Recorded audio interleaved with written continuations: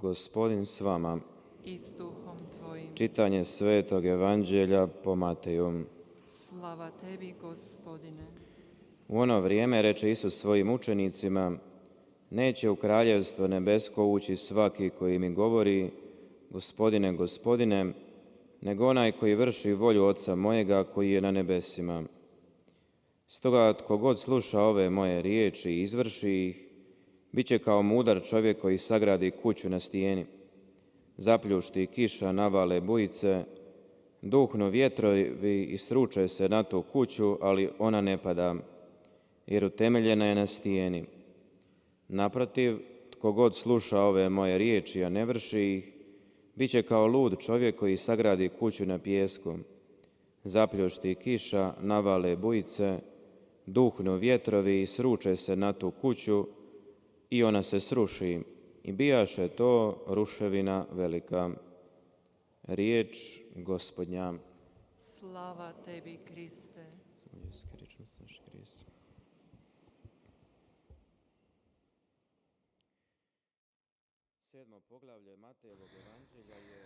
마테오복음 7장은 예수님께서 하늘나라에 관한 것입니다. 하늘나라를 건설하는 것에 관해서 비유를 들으셨습니다. 그래서 집을 반석 위에 짓는 모습, 든든한 자리에 기초공사를 하는 모습을 보여줍니다. 누구든지 내 말을 듣는 사람은 지혜로운 사람, 즉 반석 위에 자신의 집을 짓는 사람과 같다라는 말씀을 하십니다. 예수님의 이러한 말씀은, 즉 누구든지 내 말을 믿는 사람이라는 뜻은 그분께서 이미 말씀하신 것, 그 말씀을 듣고 실행하는 사람입니다. 그래서 바로 예수님 부분에 속한 사람들입니다. 그래서 중요한 것은 내 인생 속에서 내가 무엇을 건설하고 있고 내 존재의 기본, 바탕은 무엇인지 묵상하고 성찰하는 것입니다. 내 가족은 어디에 의지해서 살아가고 있는가입니다. 예수님의 산상설교에서부터 시작해보면 그분께서는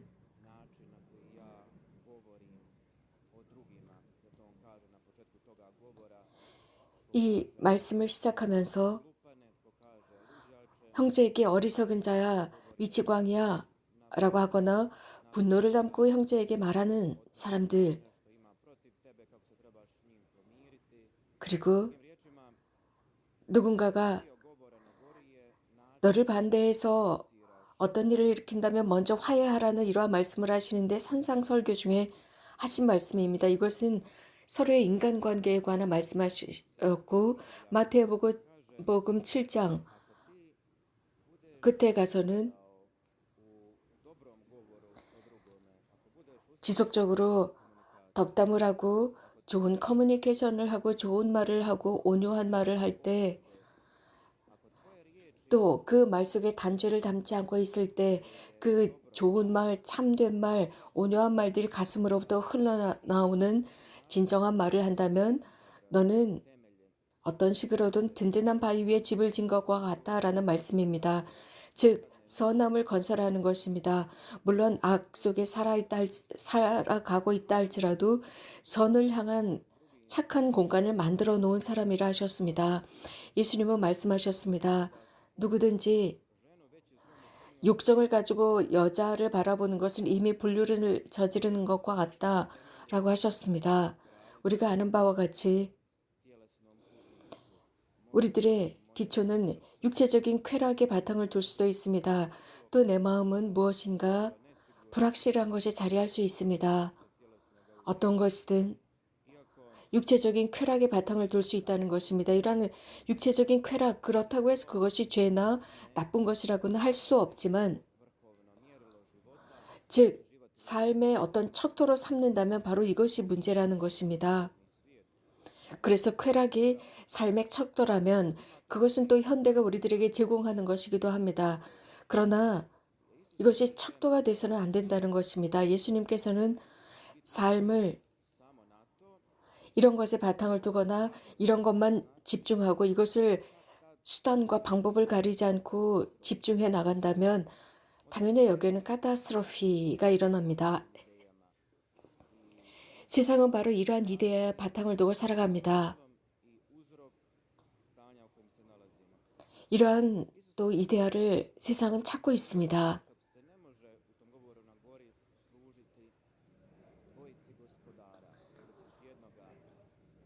이런 속에서 현대 세상 안에서 대답을 찾고자 합니다. 그러나 예수님께서는 두 주인을 섬길 수 없다라고 했습니다. 세상과 하느님 두 주인을 섬길 수 없다고 하셨는데 우리가 보아야 하는 것은 우리는 삶을 살아가면서 두 기초의 삶을 세웁니다. 한 가정이 한 사회가 기초를 이룰 때 하느님의 말씀을 바탕으로 하느냐의 여부입니다. 너희들의 삶이 물질의 바탕을 두고 있다면 물론 그것은 나쁜 일은 아닙니다. 그러나 물질의 바탕을 두고 이것을 최고의 선으로 생각하고 최고의 목적으로 생각한다면 삶은 파괴합니다. 삶을 온 세상과 사람들과의 관계와 공동체의 관계 속에서 살아갈 때 무엇인가 우리를 가격한다고 했습니다. 두려움에 관한 말씀, 즉 내 삶을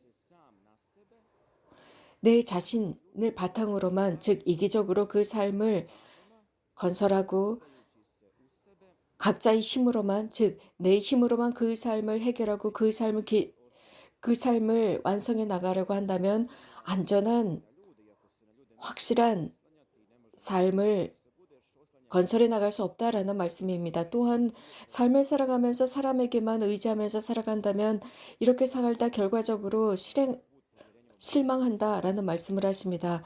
그래서 정말 중요한 기초와 원칙은 하느님의 섭리와 신앙을 바탕으로 살아가는 것입니다. 그런 뒤에 예수님께서는 의로움에 관해서 말씀하십니다. 단죄에 관한 다른 척도에 관해서 말씀하십니다. 예를 들어서 내가 삶을 건설하는데 잘못된 확신을 바탕으로 삶을 건설한다면, 예를 들어서 내 자신이 판사처럼 생각하고 다른 사람들을 함부로 단죄하고 판단한다면, 또 사건들을 부정적으로 판단한다면, 즉 재판하는 사람의 위치에 있지도 않으면서 함부로 월권을 할 때 이러한 모든 것들은 다시 너에게 되돌아온다라는 것입니다. 즉 이기심이 삶의 바탕이 되는 것입니다. 그러면 그 삶도 가정도 사회도 등등이 파괴되고 마는 것입니다. 산상설교, 예수님의 산상설교에서 드러나는 것은 여러 많은 것들이 드러나는데 예수님께서 하신 말씀 중에 이런 말씀이 있습니다. 누구든지 이러한 내 말을 듣고 실행한다면 지혜로운 사람으로서 든든한 반석 위에 집을 짓는 것과 같다라고 하셨는데, 우리들의 집, 우리 이 공동의 집, 이 지구, 이 대지는 왜 자꾸 파괴되어 가고 있는 것일까요? 생각해 보아야 합니다. 그것은 우리가 서로가 서로에 대한 형제를 느끼지 못하기 때문입니다. 그렇다면 왜 우리들의 가정이 이렇게 파괴한 극장이 되어버린 것일까요? 우리들의 노동, 직장 속에서 왜 이런저런 일이 일어나는 것일까요? 이 세상은 검은색, 흰색이 아니라 얼마 전부터 이 세상은 중성화되어 있습니다. 그래서 뚜렷하지 않습니다. 그렇기 때문에 이런 상황은 거대한 폭풍이 우리들의 나약한 집을 휘몰아치는 것과 같습니다. 이 세상에 폭풍이 몰려오는 것과 같습니다. 여러분들이 아무리 든든한 하느님의 말씀에 바탕을 두고 하느님의 계명에 여러분들의 삶, 여러분들의 집을 지었다 할지라도 엄청난 폭풍은 몰려오게 되어 있습니다. 그 폭풍은 몰려옵니다. 그리고 거기에 따르는 어려움, 즉 비와 폭풍이 몰려옵니다.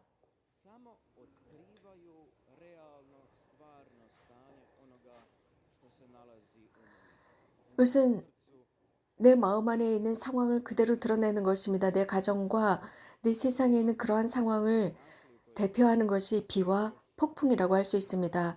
우리가 지금 맞이하고 있는 이 폭풍, 그래서 이 세상은 탈출구를 찾지 못합니다. 이러한 상황은 우리가 하느님으로부터 멀어졌다는 것을 보여줍니다. 우리가 얼마나 지상적인 물질적인 것에 바탕을 두고 있는지 보여줍니다. 우리가 겪고 있는 문제들, 이런 문제들은 타인과의 문제가 아니라 우리가 주님과의 관계 속에서 오는 것입니다. 우리가 어떻게 그분을 대하느냐입니다. 이 세상은 이러한 상황 속에서 해결책을 얻으려고 합니다.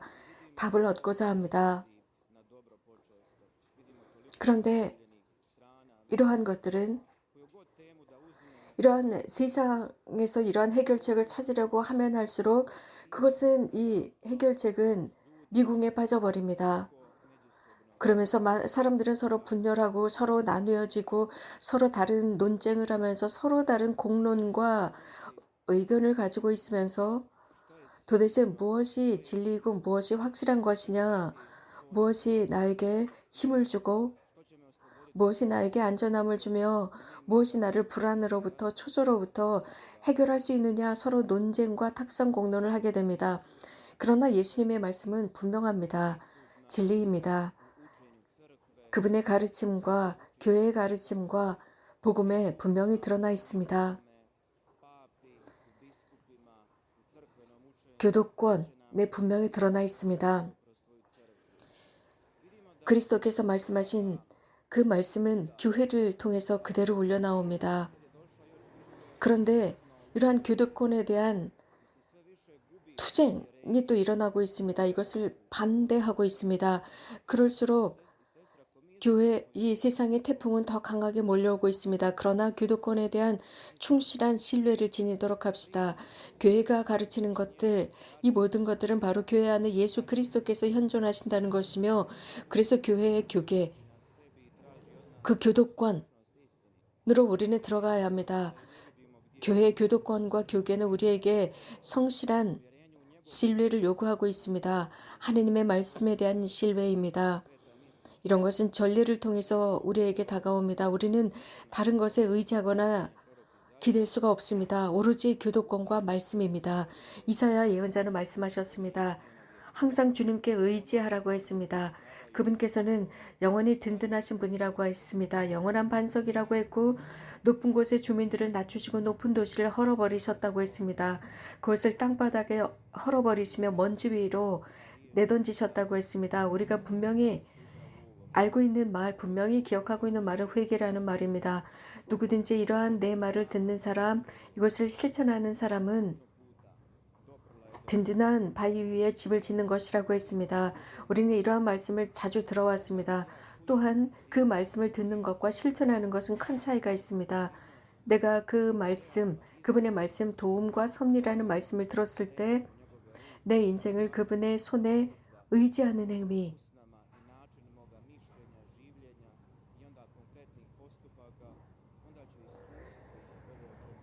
그 결과 예수님께서 나에게 하신 말씀을 체험하게 됩니다. 그분의 말씀, 즉 용서에 관한 말씀을 듣고 그것을 실천한다면 주님께서 얼마나 성실하신 분인지를 체험할 수 있고 그러므로서 그분께 의지하게 됩니다. 그분은 든든한 반석이시기 때문입니다. 내가 주님의 어떤 말씀이든 듣는다면 나는 그분이 살아계심을 느끼고 모든 폭풍과 삶의 태풍이 몰려온다 할지라도 나는 반석에 의지해 살아가기 때문에 안전합니다.